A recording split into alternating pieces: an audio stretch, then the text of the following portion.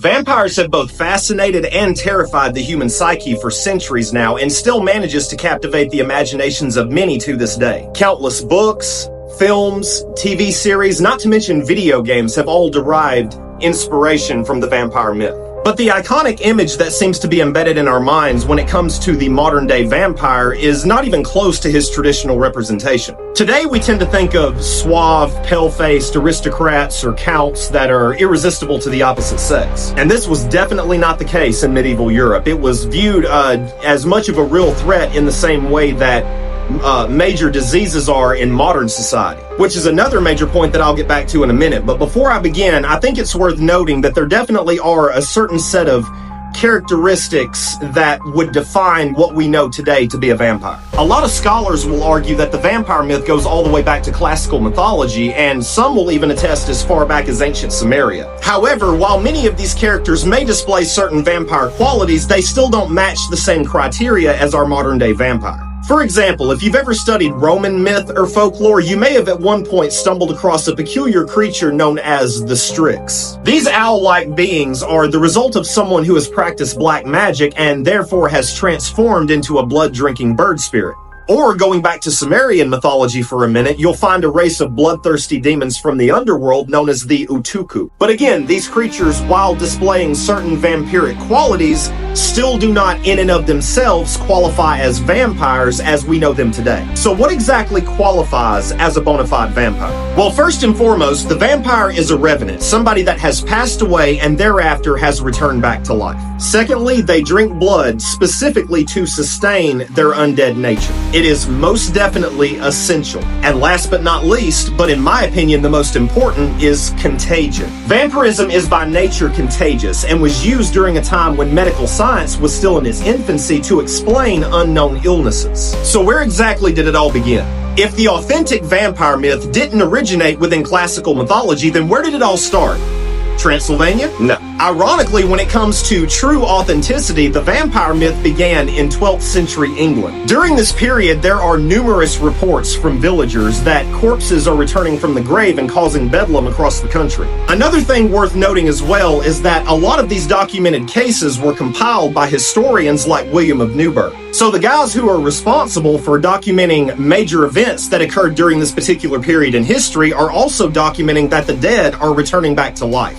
And a lot of these cases dealt mainly with commoners, peasants, village folk, not necessarily people of royalty or sovereignty per se. And more often than not, the idea of someone returning from the grave was seen as a result of being either excommunicated by the church or by leading some form of wicked life.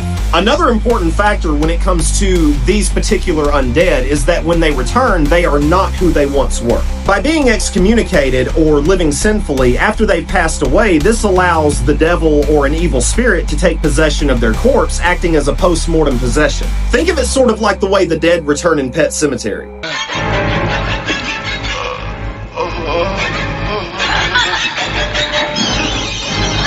They have no recollection of who they once were or what lives they led. They're just simply savage, bloodthirsty killing machines. Now, in spite of these characters becoming prominent within the frame of society and had eventually began to spread eastward, the word vampire would not be used to describe them until centuries later. They were simply referred to as revenants and realistically were a lot more comparable to our modern-day zombies. By the 1500s, the vampire idea had become well ingrained in European societal thought, leading to more and more documented cases. In Croatia, there was a man named Jure Grando who, upon passing away from a mysterious illness, returned to torment and feed on the lives of people from a village called Kringa. And despite previous centuries stacked with numerous cases, this one was considered to be the first ever documented vampire case with a name attached to it. Other places, for example, such as Germany, had began to develop the idea of the shroud-eating undead known as the Nachseher. Although this one doesn't exactly fall under the same category as our classic vampire, it still shows another example of a revenant character that brings disease with it. This was becoming a very common motif.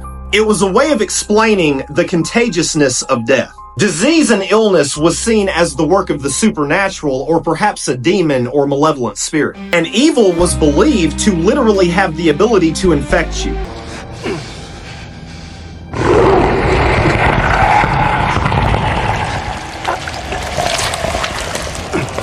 Now, you might be wondering, just like many others have, if there were actually any real diseases or infections that could have inspired what people misconstrued to be vampirism. Well, there definitely are many theories and opinions on the subject, but the most credible theory is by far rabies. The very word rabies is derived from the Latin rabere, meaning madness. Victims, if untreated, will experience hypersensitivity to light, water, intense odors, and even seem to respond violently upon seeing their reflection. Foaming at the mouth, consisting of saliva and blood, bloodshot eyes, and even receding gum lines have all been known to be common factors as well. Not to mention that rabies is spread almost exclusively by bite. In the Middle Ages, rabies was a very common phenomenon, in spite of being completely unrecognized, mainly due to how often animal attacks occur. So it is very plausible that this disease, along with a few others like cholera or the Black Plague, could have been the main culprits. But getting back to the folkloric vampire, the main crystallization for what we know today as our modern bloodsuckers come directly from both Serbia and eventually Romania. The word vampire is specifically of Serbian origin and was first printed in the early 1700s when describing two cases that had in fact occurred there. One case dealt with a man named Onat Paoli,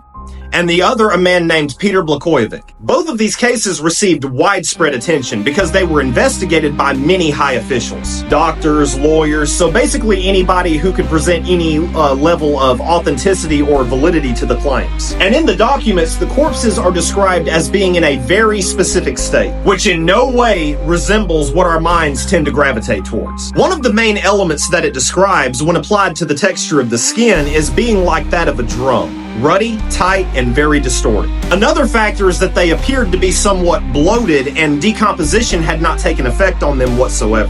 This also retains a somewhat religious significance as well when it comes to Eastern Orthodox faith. A very important role in passing on to heaven is by decomposing, which inevitably sets your soul free. If somebody doesn't decompose, then that implies that their spirit is still trapped within their body, according to Orthodox theology. Other implications of the suspected dead involved fingernail and hair growth, along with blood secreting from the mouth and/or other orifices. Now, if a person was exhumed and found in this condition, there were very specific ways that it had to be dealt with. One option involved bodily disfigurement, whereupon most of the time the cadaver's head would be removed. Staking was another popular choice, although originally it wasn't meant necessarily to end the vampire, rather than to simply pin it to its coffin, preventing it from being able to leave.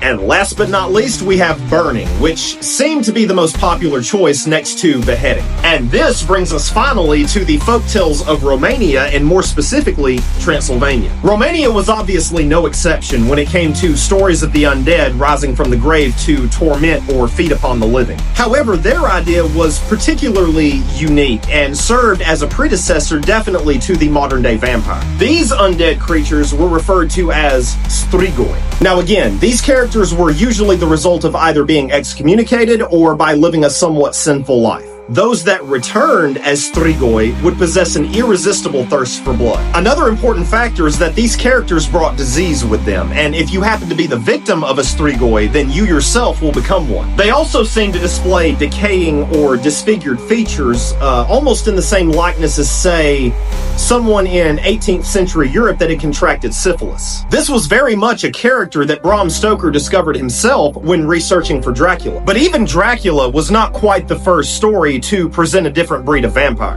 In 1819, a physician by the name of John Polidori published a novella entitled The Vampire, which was actually a continuation of a story fragment written by one of his patients. Who was that, you might ask? The great Lord Byron. And the vampire characterized in this story is almost like a fictionalization of Lord Byron himself. He's a ladies' man, an eccentric aristocrat, he doesn't display any rotting features, he never rises from a coffin. So this character, Lord Rithen, was primarily the first attempt at romanticizing the vampire, which kickstarted many decades of Gothic fiction. Another vampire tale that existed before Dracula was published in 1872 by a man named Sheridan Le Fanu entitled Carmilla. This story deals with a female vampire that stalks and feeds on another young woman whom she eventually develops romantic feelings toward. But before the 19th century, there really were no attempts to romanticize vampires due to the utter abhorrence and fear that people shared toward them. Since we now live in a highly evolved era of science, vampire stories and films have to heavily rely on more supernatural elements rather than the element of plague. But at this particular period in time, these creatures were the direct cause of your ailments. And when it comes to vampire cinema, which I am a huge fan of, don't get me wrong, there is only one vampire film that I've seen recently out of the hundreds that exist now that displayed the original vampire myth accurately. It's a 2021 artsy horror film by Serbian director Branko Tomovic entitled Vampire. Although this film might be considered boring to most people who don't enjoy a slow build, this film honors the vampire in his true original form. Even down to the way these vampires attack their prey, which traditionally was by draining them over their heart. In the end, vampires were simply another metaphor to describe something that can only be defined as unexplainable. Before we understood that diseases occur from bacteria and parasites, the supernatural was always believed to be the culprit. And the undead served as the primary tool of explanation by the church to show not only how death itself was contagious, but how evil was contagious as well.